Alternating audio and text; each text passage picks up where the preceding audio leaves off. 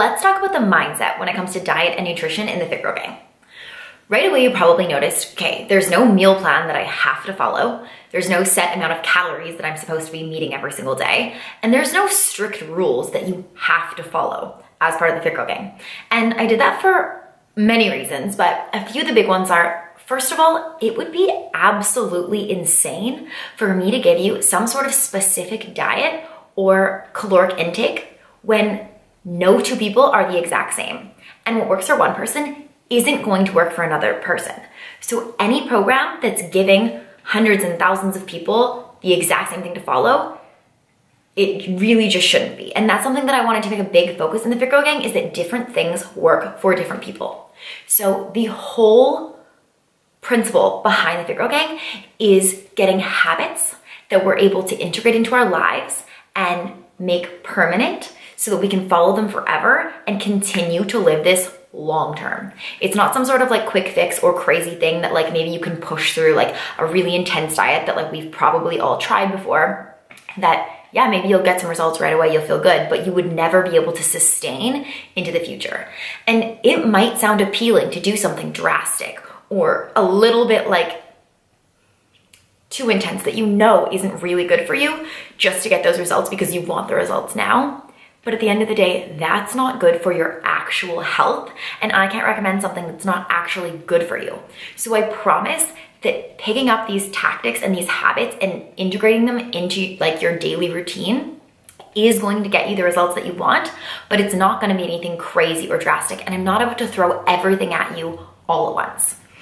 I'm sure that this isn't the first fitness program that you've ever done. And most likely, you know the feeling of going into something with that all or nothing mentality, right? I'm gonna follow everything perfectly. I'm only gonna eat green vegetables. I'm never gonna have anything but a kale smoothie ever again. Okay, I'm exaggerating, but you do know what I mean. It's that all or nothing mentality that's, I'm never having junk food again. I'm going to be perfect. I'm gonna get the results that I want, and I'm leaving my past behind, and I'm never gonna do that again. And all those mistakes that I made and all those times that I restarted over, that's never gonna be me again. The problem with that mindset that I'm sure we've all had at least a few times before is that it almost always, or always in my experience, ends in a crash and burn. Because we can't keep that up forever because it's not actually good for us mentally. It's definitely not good for us mentally or physically. So the idea with Fit Girl Gang is incorporating things that are doable and are achievable and will get results, and isn't anything extreme or drastic or any sort of crazy mindset. Something that might not seem easy, but is necessary, is that you have to accept right now that you will have slip-ups. You'll have treats when you aren't planning for it. You will go off of what you intended to eat for a certain day. That's gonna happen, and it's not the end of the world. It doesn't mean that you need to start all over or that your progress is ruined. It's part of life.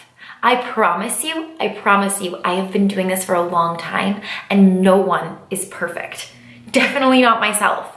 And there are gonna be so many times where you have little slip-ups and have things that you wish you'd done differently, but that doesn't mean you need to start over, or that the rest of your day should be written off, or the rest of your week should be written off, or the rest of your month.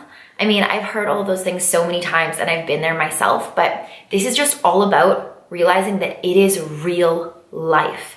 Things are gonna happen, and that's okay. We're just gonna continue to move forward one day at a time.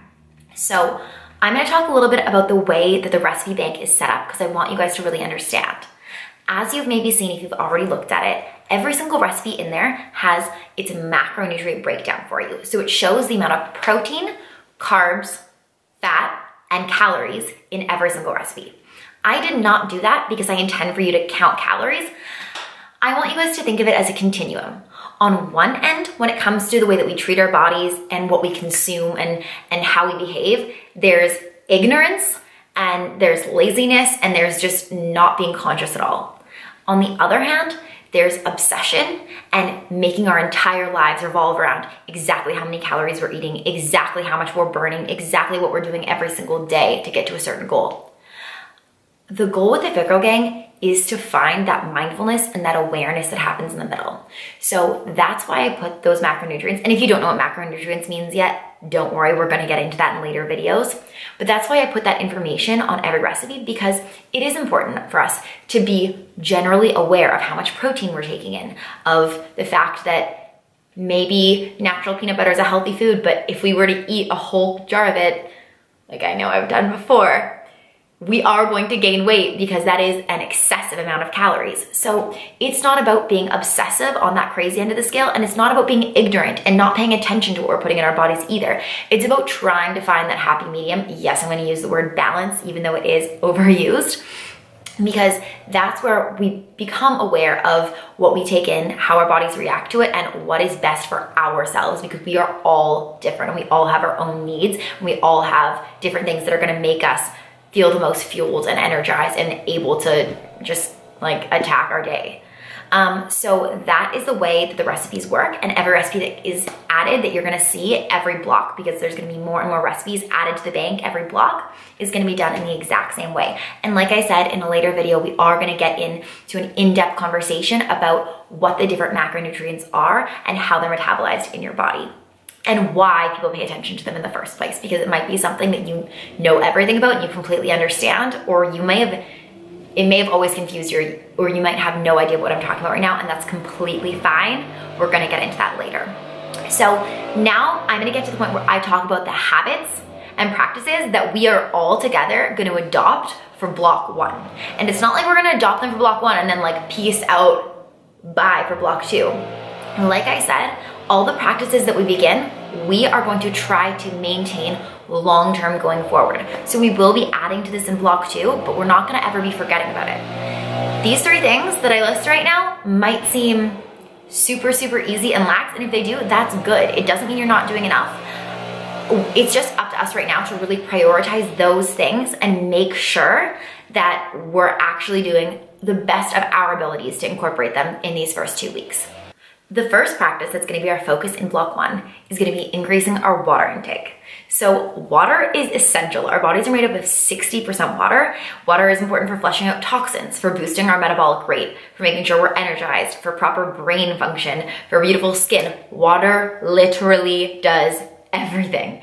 And the majority of us are dehydrated. So you might be someone who's already conscious of your water intake, or you might have no idea how much you're taking in every day. So the first thing that we're gonna be doing is becoming more conscious of it and upping our water intake. So eventually we wanna work up to 4 liters a day, which might sound a little bit crazy and so much right now, but the truth is our bodies adapt to how much we give them. So right now, if you're maybe taking in 500 milliliters a day and thinking of 4 liters, that might seem crazy because it would be like constantly chugging when you aren't even thirsty. But the thing is, the more we give our bodies, the more our bodies want it. So once we work up to that amount of water, we'll actually find ourselves thirsty if we aren't drinking it. So the trick is to add just a little bit more every single day. It can be 1 extra glass a day, whatever it is. Just add that little bit more as you work up to that in our first 2 weeks. So if you're not drinking from a water bottle right now, make sure you get a water bottle, and we should know how much our water bottles hold that we typically drink out of, so that we can have like an awareness of how much we're taking in overall. You don't need to track exactly what you're getting for water, but you should have an idea of it. So keep in mind that water intake includes things like hot lemon water. If you're drinking it in the morning, that's super, super great for you too, because it's really good. Lemon's really good for alkalizing our systems. Water counts for green tea or any other kinds of herbal tea that we're drinking throughout the day. It doesn't just need to be plain water. You can flavor it with fruit. You can flavor it however you like without sugar. That counts as well. So the first habit is gonna be increasing water intake and working our way up to 4 liters a day. The second thing that we're gonna be doing is increasing our protein intake and becoming aware of how much protein we're getting every single day. As women who are trying to increase our lean muscle tissue, as well as decrease our body fat and overall work on our body composition, we wanna make sure that we're getting a certain amount of protein every single day. It is a complete myth that protein is for bodybuilders, and if you have too much protein, you're gonna get bulky. If there was one thing when it came to nutrition that was a complete lie and myth that was told to us as women, it would be that. And it frustrates me so much when I hear women say it because it is so the opposite of the truth, and I don't know why it's become so skewed. As women, the general rule that we want to follow is getting 100 grams of protein every single day. So when I say that, you might think one of two things. Firstly, you might not have any idea how much 100 grams of protein is, which is totally fine if you don't. Or you might think, holy shit, there's no way I'm getting 100 grams of protein every single day. That's so much. Whatever camp you fall into, or you might already know that you are getting that every day, is completely fine.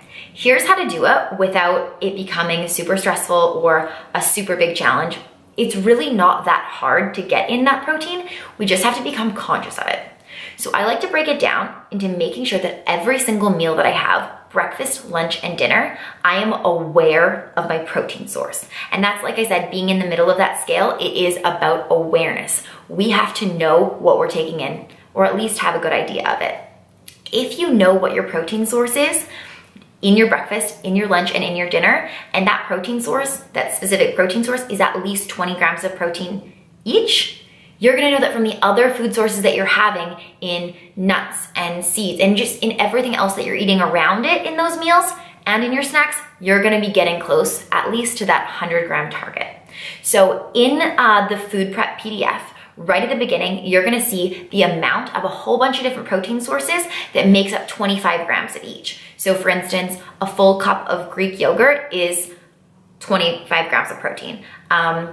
A palm-sized amount of chicken breast is 25 grams of protein. Go check that reference because it's super helpful when putting together your plate so that you're not constantly checking labels and making sure that you're 100% like having to search for every single gram of protein. It's just nice to have that kind of like in the back of your head and get used to guesstimating what a certain amount of protein looks like in a different source. The macronutrient breakdown is there, so if you are making a Fit Girl Gang recipe, you're gonna know how many grams of protein are in that recipe, and you can also start looking at labels a little bit. Every single label is going to say the grams of protein on it, so start paying attention. It doesn't mean you need to count it gram by gram, but you should know that you're working up toward meeting that 100-gram mark every day. The third thing that we're gonna be doing is focusing on greens. You might think of greens as like being a kid and having your mom force feed them to you, and you might avoid them altogether, or you might already be getting greens with every meal. But the third thing that we are gonna focus on incorporating is increasing the amount of greens that we have. So that doesn't mean going from none to chewing down kale constantly throughout the day, but it does mean increasing from wherever you are right now. I'm a big fan of sneaking in greens. I freeze spinach, just like I say in the smoothie matrix, and I freeze it and I add it to my smoothie every single day. I add a massive handful, and frozen spinach is so good because you don't even taste it when it's combined with all of the other flavors. It's honestly tasteless. Or I cook spinach in or kale in with my eggs. I chop it up and saute it. There's so many different ways that you can get dark green vegetables into your food without feeling like you're just eating a giant bowl of lettuce. So get creative with it. And like I said, it doesn't mean going from nothing to nonstop filling your plate with greens if that seems unappealing to you and that seems like it's not realistic. It's just being slightly better than you were before. So making that conscious choice to have a little bit more green vegetables than you were before you started. So, to go through that again, the 3 practices that we're gonna be putting into our routines for the next 2 weeks for block 1 are water, increasing our water intake and working our way up to 4 liters a day, including teas and flavoring our water slowly. The second thing that we're gonna be doing is increasing our protein intake. We are eventually gonna work our way up to 100 grams of protein every single day. That might be excessive right now, but just like with the water, you're gonna slowly increase it every day and become more aware of the protein sources that you're having and trying to know your protein source in every single meal, breakfast, lunch, and dinner. The third thing we're gonna be doing is greens. So just having more dark green vegetables than you're having right now. It doesn't need to be salad, it doesn't need to be plain, it doesn't need to be boring, it just can be incorporating green vegetables into your smoothies, into your eggs, into whatever you want, cutting them up, hiding them in some other foods so you don't notice them if you don't want them that badly. But those are our 3 habits and practices. we are going to try to make these part of our routine permanently so that by the time these 2 weeks are done, it's easy, it's no problem, and we're ready to incorporate a little bit more. Something that you've probably noticed is that these 3 habits are all things that we're incorporating and adding. It's not about eliminating or cutting out anything at all right now.